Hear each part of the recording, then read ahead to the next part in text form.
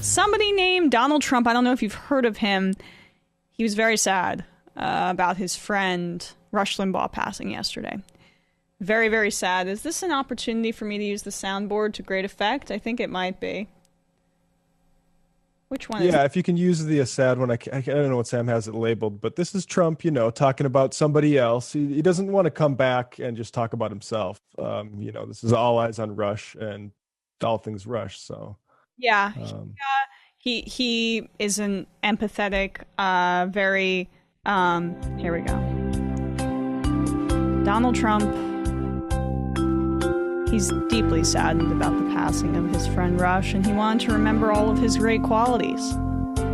All the beautiful things about Rush, like the fact that he hated feminazis, the fact that he celebrated when people who had AIDS died, the fact that he got caught with boner pills that weren't his own. All of these things were a part of Donald Trump's eulogy to Rush Limbaugh on Fox News. It's funny, actually there's a lot less, actually let's play it and then I'll comment on how less detailed it is. That was my attempt. He just got a bad deal with what he had was something that was not going to be beaten. It was not going to be beaten, and he understood that. But he wanted to get past the election, and he made it easily. And he thought we won the election. We did win the election, as far as I'm concerned. It was disgraceful what happened, totally disgraceful. But Rush wanted to get by the election, and he did it. And he was proud of that. Okay, that was the Newsmax clip, but maybe he talked a little bit more about Rush's accomplishments and what kind of great guy he was on Fox News. I mean, he had two bites at the apple at this, as Sam would say. Yeah, I mean, Newsmax, he can unwind a little bit. This is the polished, so let's emphasize the important things, about Rush's career that we're very familiar with. Yeah, this is the big show. He is succumbed to tears, and I was curious, what did he know was coming? Oh, the thing I did for him. I did tell him beforehand because we didn't have Sorry, so I just got to stop it there. Already outing Rush Limbaugh as pretending to be surprised that he got the Medal of Honor, because it was the most phony, oh, what is happening? So already Trump is kind of undermining him a little bit. But anyway, back to I mean, it wouldn't be a Trump eulogy if he doesn't take a dig at the guy right out of the start of the show or start of the eulogy, one and the same. And he is succumbed to tears, and I was curious, what did he know was coming? So I did tell him beforehand because we didn't have the power of not doing it. Rush was very sick at the time.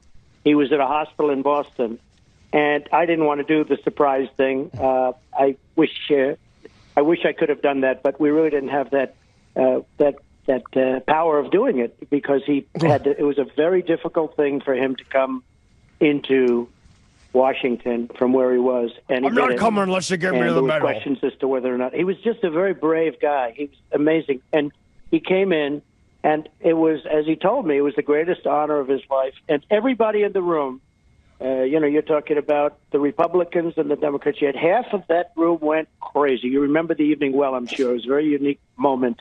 Yes. In our country's history, in a sense, because of who Rush is. But half went just absolutely crazy. The other half sat totally dead silent, but 100% of that room respected Rush. No. He was a unique guy, and he was he became a friend of mine. I didn't know Rush at all. I had essentially never met Rush. And then when we came down the escalator, he liked my rather controversial speech. I made that speech that was a little bit on the controversial side, and he loved it. And he, without ever having met him or talked to him or, had lunch with him or asked him, he was with me right from the beginning.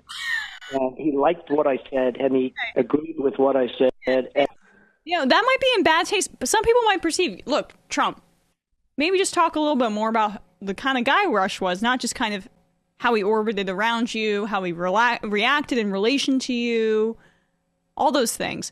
Yeah, I was more of a stern guy, I gotta say. I don't know. I knew this guy in Florida. He's on a lot of the radio, but I never really listened to him until I came down the escalator, and he liked the racist stuff. And I never really met him, And then I looked at the ratings and saw he's reaching about 20, 30 million people. I mean, this is a guy I got to work with.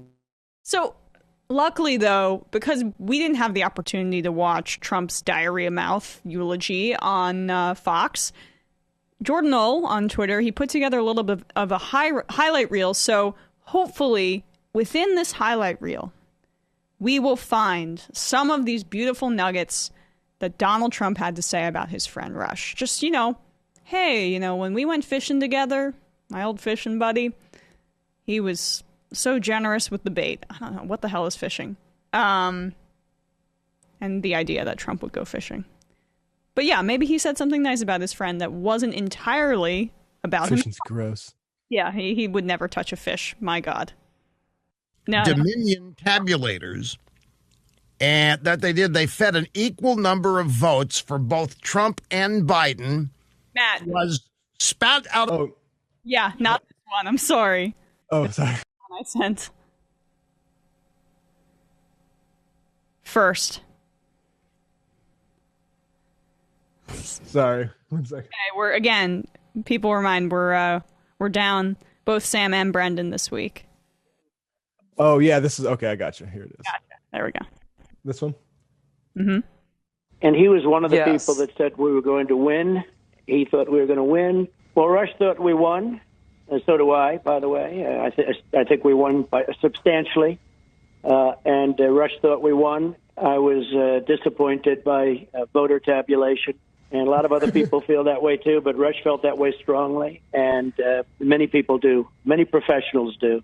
I think it's disgraceful what happened. We were like a third world country on election night with the closing down of the centers and all of the things that happened late in the. And I don't think that could have happened to a Democrat. You would have had riots going all over the place if that happened to a Democrat. We don't have the same support at certain levels of. I mean, conflating support with riots. I mean, I don't know what more the Democratic House impeachment managers need to do. The Republican system, and he was furious at it. And many people are furious. You don't know how angry this country is. He was somebody that really felt that was a very important victory for us. We should have had it. That we did have it, but he was somebody that felt that was a very important election, and I did too. I mean, I did too. You see what's happening. The other people didn't. We Like played Mike golf Pence. together a little bit. He was a very strong guy, physically very strong. Hit the ball a long way, and he. I'm sorry. I love. He thought that that election was very important. What did he say? A very strong guy. I mean, this is like Trump on 9/11 talking about how like his building is moved up there in the altitude charts. Exactly. This is the banality of what a sociopath like just operates as. Yeah, he can't help it. He's trying his best. He's breaking his silence because his friend that I guess is don't really know that well. He has to he tries. You can tell that he kind of tries to perform what a normal human being might do in a situation. But as you say, he just cannot help reverting back to whatever, if it's in his orbit, that's what he cares about. If it's in relation to making him feel better. Right. When you're a very wealthy sociopath, you don't need to be so sort of disciplined on the mimicking emotions thing, because you can basically just say, my lawyers will handle it if there's a problem, so I'm gonna go golf, and that's basically all his life has been. Yeah, lazy. Yeah, exactly. Lazy sociopathy. That's kind of how you can and hamburgers and cheeseburgers, right? All rolled into one.